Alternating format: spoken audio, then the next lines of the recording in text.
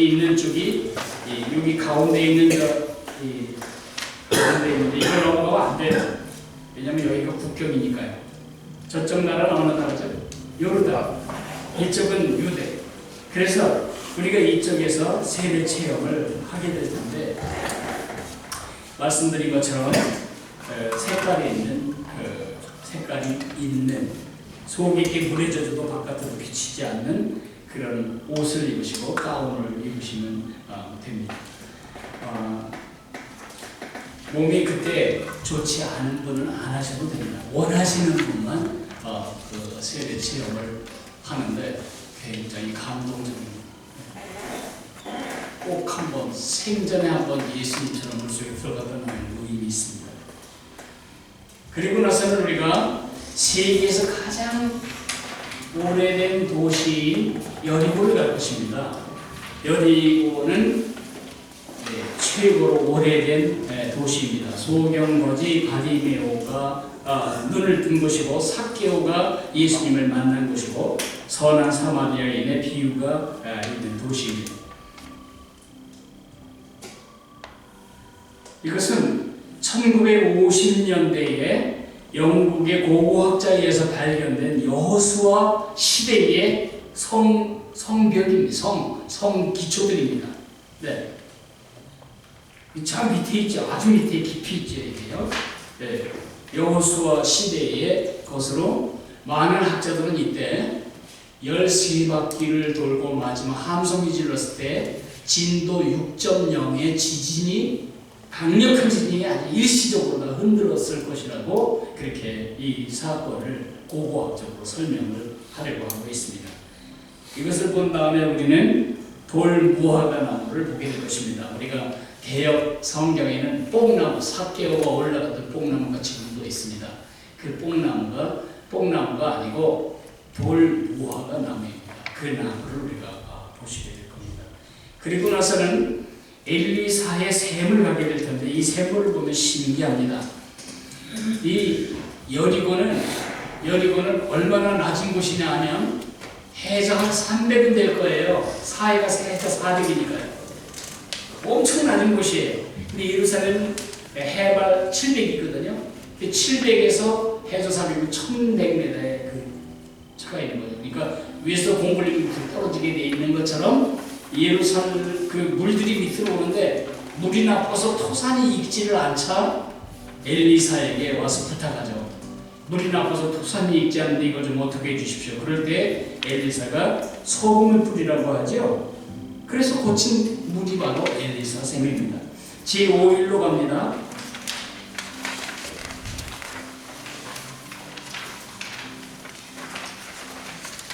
제5일은 우리가 중부 산지를 가게 됩니다.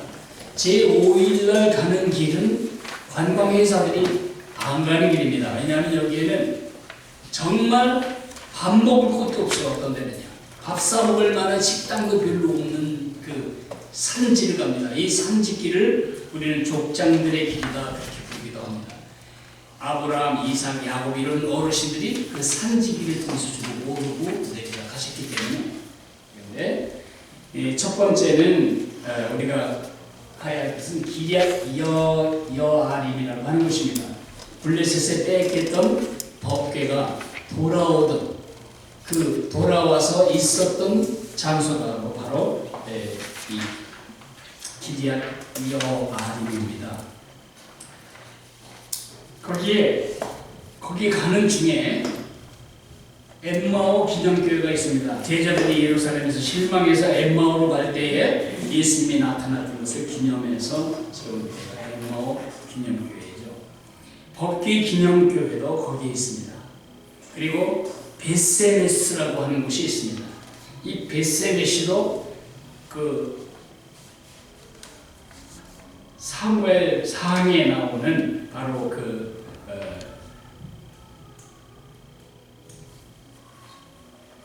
이야기죠.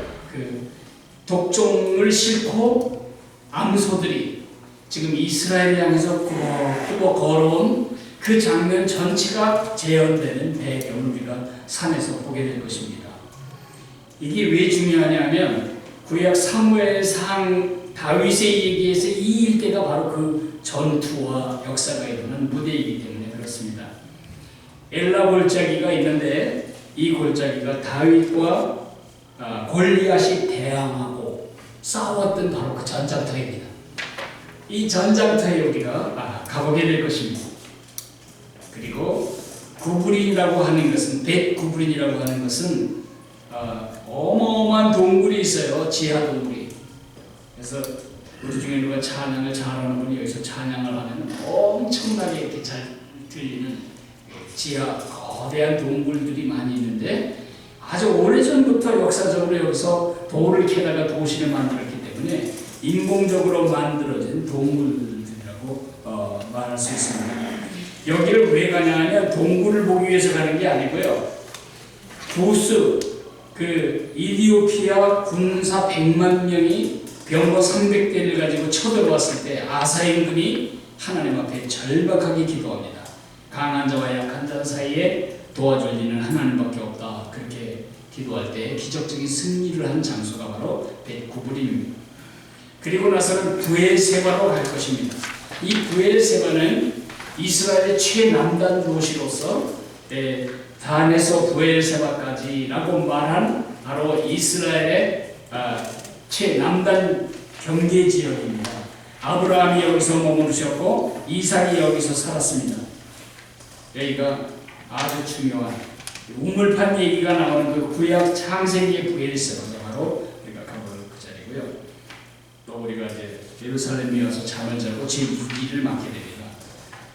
제5일날 어느 산지에 조금 우리끼리 있는 조용한 장소에서 우리 1년 전에 세상을 하나님께서 오신 우리 유해석 선생님에 대한 우리 추모 예배를 간단하게 드리려고 합니다.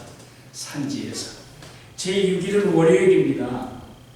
죄송해요. 제5일이 아니고 2월 5일인데 제가 넘어갔네요. 2월 5일날 그렇게 할 거고요. 주일날 예배는 이 산 어디서 드리게 될 것입니다. 예배 드리러 오늘 교회로 가는 게 아니고 바로 그런 역사가 있는 현장에서 우리가 야외 예배를 드리게 될 것입니다. 제6일이 되면 2월 8일 월요일이 됩니다. 우리는 족장들의 길을 계속해서 걷게 될 텐데 이게 사마리아 길입니다. 성경을 읽고 있다 보면 사마리아 얘기가 엄청나게 많이 들으십니다. 세멜이라고 하는 사람이 소유했던 땅을 그 아합의 아버지 그 오므리 왕이 돈을 주고 사서 자기 도성을 만들었으니 그 이름이 사마리아입니다. 이 사마리아 섬이 지금 가시면 이런 터전밖에는 남아있지 않습니다. 대단한 수도였던 사마리아가 이 지경이 되고 맙니다. 이 얘기를 누가 했냐면 아모스서 우리가 작년 말쯤 묵상했던 아모스서에 나오는 배경이 바로 이곳입니다. 그때 이는 그대로 지금 황폐하고 말았습니다. 그리고 우리는 베델에 가게 될 것입니다. 베델에서 야곱이 하나님을 만났고 그리고 드보라의 사역 헤드쿼터가 바로 베델이었습니다. 여로보암이 황금 우상을 만들어가지고 하나는 단에 놓았고 하나는 베델에 놓았습니다. 왜 베델에 놓았죠? 여기가 하나님하고 가까운 곳이다 이렇게 생각하고 있는 곳입니다. 대동산 같은 곳입니다. 엘리야의 선지 학교가 있던 곳이기도 했습니다. 그것이 베델을 우리가 가서 보고 야곱이 잠 깨어 일어난 후 그 찬송도 한번 부를 것입니다. 그리고 나서 우리는 실로로 가게 될 것입니다. 실로는 예루살렘의 법궤가 오기 전까지 이스라엘의 법궤가 있었던 곳입니다. 실로에서 엘리 제사장을 생각하게 되고 그 아들들을 생각하게 될 것입니다. 그리고 거기서 더 내려가서 세계 오늘날 명칭으로는 나블루스라고 하는 데를 갑니다. 여러분이 성경을 읽다 보면 세계이 아주 많이 나옵니다. 야곱이 잠시 머무르기도 했고 그리고 아브라함이 하란에서 와서 잠시 머물던 곳이기도 하고 야곱의 딸 디나가 세겜에 이사 와가지고 동네 이장님 아들에게 강제 추행을 당해서 화가 난 야곱의 아들들이 가서 그 동네 사람들 다 찔러 죽이고 할 일을 받게 만들어 놓고는 맹모쓰는 남자들 다 칼로 찔러 죽였던 아주 비참한 역사가 있었던 땅입니다. 여기서 지금 보시는 대로 왼쪽 산, 오른쪽 산 있습니다. 이 오른쪽 산이 이 사진이 좀 뒤집힌 것 같은데요. 숲이 있는 산이 그리심산이고 이쪽에 있는 산이 에발산입니다. 그래서 백성들을 그 밑에 세워놓고 여호와의 말씀을 안 지키면 어떤 저주가 임할지를 읽으면 이쪽에서 아멘 그러고 저쪽에 하나님의 말씀을 지키면 어떤 축복이 있을까를 읽으면 아멘 그렇게 서약을 했던 곳이고 이 야곱의 우물이 그 세겜에 있습니다. 야곱의 우물물 우리가 갈 겁니다. 야곱의 우물은 뭐가 생각나세요? 사마리아 여자가 예수님이 물 달라고 할 때 바로 그 우물을 우리가 가서 볼 것입니다. 어떤 사람들은 그 물을 사와줘 옵니다. 그 물에 무슨 영험이 있을까? 그런 거 하지 마세요. 어떤 분이 그걸 살려고 해서 못 사게 했어요. 그걸 먹으면 무슨 공부 잘해가지고 대학을 잘 가고 그거는 미신이. 그리고 여러분은 그런 데 가서 그런 걸 잡수시면 안 돼요. 왜냐하면 어떤 병빈임인지 몰라요. 우리는 병 뚜껑 열어서 마시는 물 위에 어느 물 잡수시면 안 돼요. 병나요. 야곱의 우물입니다. 그러나 우리 정연호 목사님 막 먹어요. 괜찮아요. 그분이 이스라엘 대장군에 익숙하니까. 우리는 이스라엘 거고 낯설은 안 돼요. 텔 발라타라고 하는 곳은 여호수아가 돌에다가 회를 씌우고 거기다가 율법을 다 기록하면서 하는 말이 나와 내 집은 여호와를 섬기겠다. 그럴 때 우리도 그렇게 하겠습니다 라고 했던 바로 그 자리에 이 기념비석을 세워놨습니다. 여기에 가면 우리가 하나님을 섬긴다는 게 얼마나 큰 축복이며 큰 도전인지를 보시게 됩니다. 그 약속을 지키는 길이 쉽지가 않다는 것입니다. 그리고 우리가 찾아가게 될 것은 요셉의 무덤입니다. 요셉의 무덤은 예루살렘과 또 헤브론과 더불어 유대인들이 3대 성지로 여기는 곳입니다. 여기에 요셉이 묻혀 있습니다. 그리고 찌폴이라고 하는 곳으로 와서 우리의 이제 그날 여행을 마치게 될 텐데, 이 찌폴이는 70년 전에 비로소 알려진 도시입니다. 찌폴이라는 것은 성경에 한 글자도 나오지 않습니다. 그런데 여러분, 나사렛에서 자라신 촌푼 예수님이 어떻게 왕의 얘기를 할 수 있었을까요? 어떻게 일당에 관한 얘기를 할 수 있었을까요? 어떻게 위선자 얘기를 할 수 있었을까요? 예수님이 위선자라고 말할 때 그거는 그 당시에 예수님 당시에 그리스 사람의 연극 방식이었어요. 연기하는 사람들이 많지가 않으니까 가면을 여러 개 해가지고 한 번은 아내 역할을 하고 한 번은 다른 여자 역할을 하고 그런 거 있죠. 실제와 다른 얼굴로 말하는 그것을 그 가면 배우라고 했는데 그 말이 바로 그 히포크리스 우리말로 위선이라고 하는 것입니다. 근데 그 말을 그냥 읽을 때 몰랐어요, 다.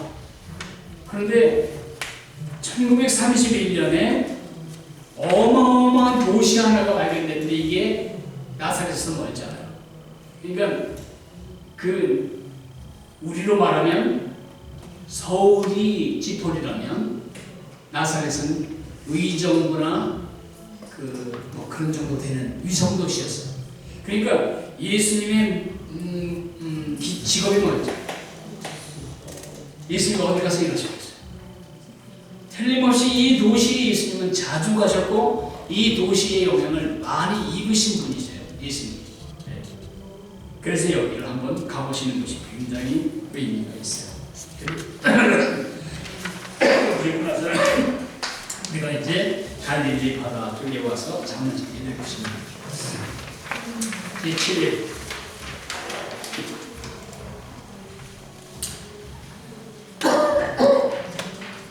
제7일은 갈릴리 북부 지역을 여행하는 것입니다. 저 앞에 눈 덮인 헐몬산이 있습니다. 이거 진짜 눈이 많이 왔어야 되네요. 지금 가도 위에 흰 눈이 봉우리 끝에 덮여 있습니다. 이 헐몬산은 우리가 올라가지 못합니다. 이걸 하루 갔다 오려면 하루가 그냥 다른 걸 못한 채 가는데 그럴 만한 가치가 있지는 않기 때문에 이 골란고원 여기 가장 잘 보이는 지점까지 우리가 올라갈 것입니다. 헤르몬산은 헤르몬산은 높이가 2814m니까 백두산 정도 되나요? 백두산 얼마죠? 2600? 백두산 정도 되네요. 그러니까 거기 눈 녹은 물이 계속해서 땅속으로 스며들어와 가지고 텔단이라는 데서 뚫고 나와요. 우리가 텔단을 조금 이따 갈 텐데 단의 물이 강원도 설악산 골짜기처럼 흘러요. 그 물이 벼랑 어디서 오고 있냐면 그 헬몬산 물이 밑으로 흐르다가 집안이 약간 튀쳐나오는 것입니다. 그래서 이게 요단강의 수원지가 되고 그리고 원천지죠. 수원지가 아니고 원천지가 되고 그리고 사해바다가 이 물이 흘러가게 되고 이 높은 곳에서 그 뿜어내는 이슬들이 온 이스라엘 그 면에 그 촉촉히 적셔주는 수분 공급원이 된다는 점에서 헐몬의 이슬이 시온의 넘친 같고라는 말까지 나오게 되는 것입니다. 그 헐몬을 바라보는 이 지역이 바로 골란고원입니다. 왜 골란고원이냐 하면 아주 골이 많이 났기 때문에 여기는 골란고원이라고 말한다 이렇게 농담들을 하죠. 이 고원을 놓고 피 터지는 싸움을 했고 이스라엘이 여기를 차지하게 되는데 눈으로 얼른 봐도 국경선이 그냥 보입니다. 요르단과 골란 유대 쪽에 골란고원 이것을 지나서 우리가 갈 곳은 텔단입니다.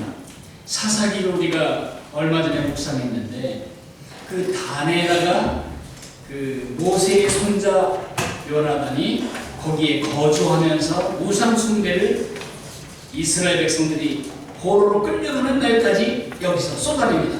바로 그 지점을 우리가 가보게 됩니다. 이 단은 두 가지 면에서 원천지입니다.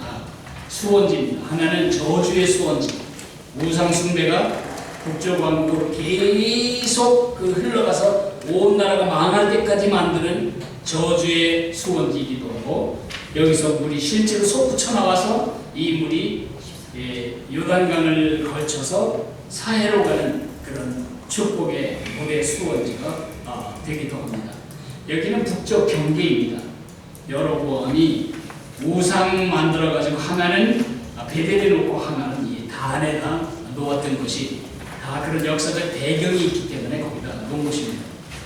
이 텔단에 가시면 거기 고라신이라고 하는 것을 만나게 됩니다. 이 고라시나 화 있을 진저 고라시나 화 있을 진저 베세다야 그럴 때 이 지역이 예수님이 기적을 많이 일으키신 지역인데 예수님을 믿지 않은 것 때문에 저주를 예수님이 받게 혼나죠. 거기 가이사랴 빌립보라고 하는 곳이 바로 텔단 지역에 있습니다. 여기 가면 로마의 판신 뭐 이런 신전 저런 신전 많은 신전들이 있습니다. 진짜 우리나라의 계룡산 같은 곳입니다. 이곳에서 계룡산 같은 잡신들이 넘쳐나는 이곳에서 예수님 부르십니다. 너희는 나를 누구라 하느냐? 그런데 주는 그리스도시요 살아계신 하나님의 아들입니다. 이렇게 고백했던 것을 예수님이 들으시고 주를 그리스도시요 하나님의 아들로 인정하는 사람들이 세울 교회의 시작을 말씀하십니다. 제8일 수요일인데 우리는 갈릴리 지역을 보게 됩니다. 이것은 갈릴리 동쪽에서 서쪽을 바라보는 곳입니다. 동북 쪽에서 서북 쪽을 바라보면 이 콧대같이 생긴 왼쪽에 바위산이 있는데 이 산 이름을 아르벨산이라고 합니다. 우리가 여기 올라갈 겁니다. 여기 올라가야 하는 이유는 갈릴리를 한눈에 보기 위해서만이 아닙니다. 여기 올라가 봐야 왜 예수님이 그 가버나움을 헤드쿼터로 잡으셨는지 아실 수가 있습니다. 저쪽 언덕과 이쪽 언덕 사이 그 움푹진 골짜기, 양쪽에서 갈기면 진짜 한 사람도 통과할 수 없는 이 골짜기가 어디냐면 비옥한 축생딸 모양의 저 메소포타미아 사람들이 이집트를 치기 위해서 반드시 저걸 통과해야 되고, 이집트 사람들이 반드시 통과해야 됩니다. 그러니까 사건보다 사건이 아주 좋은 골목입니다. 그러니까 이 골목 근처에 무슨 도시가 있냐면 가버나움이 있습니다. 예수님이 일으킨 모든 이야기는 삽시간에 사람들에 의해서, 장사꾼들에 의해서 전 세계로 퍼져나갈 수가 있었기 때문에 예수님이 이 가버나움을 헤드쿼터로 삼으신 것을 보실 수가 있습니다. 아르벨산, 팔복산은 예수님이 산에 올라가 가르치시니 하면서 심령이 가난한 자를 복이 있나니, 그 앉아서 가르치셨던 자리에 팔복산 교회를 세우셨습니다. 팔각정 모양으로 세운 것이 바로 팔복산인데요. 팔복산 교회 다음에 예수님이 그 언덕에서 오병이어를 먹이셨는데, 오병이어로 5,000명을 먹이셨는데 그 탑가라고 부릅니다. 이 오병이어 교회를 우리가 방문하게 되었습니다. 그리고 베드로 숙권교회라고 하는데, 예수님이 부활하신 다음에 베드로에게 나타나셔서 해변가에 생선 구워 놓으시고 조반을 준비하신 다음에 153마리의 물고기를 잡도록 하시죠. 그럴 때 베드로에게 내가 나를 사랑하느냐 3번이나 물으시고 내 양을 치라고 말씀하셨던 바로 그 자리에 세워진 기념교회가 베드로 숙권교회라고 말합니다. 여기에 제자들과 함께 떡을 잡수셨던 그 바위, 그것을, 그 식탁을 멘자 크리스티라고 부르는데, 지난번 저희들은 아무도 관광객이 없어서 이곳에서 예배를 드리고 성찬식까지 하는 호사를 누리게 되었습니다. 이 아주 의미 있는 이 반석, 여기서 우리가 같이 예배를 했던 기억이 납니다. 그리고 나서 아르벨산에서, 이거는 아까 얘기한 것인데, 지금 이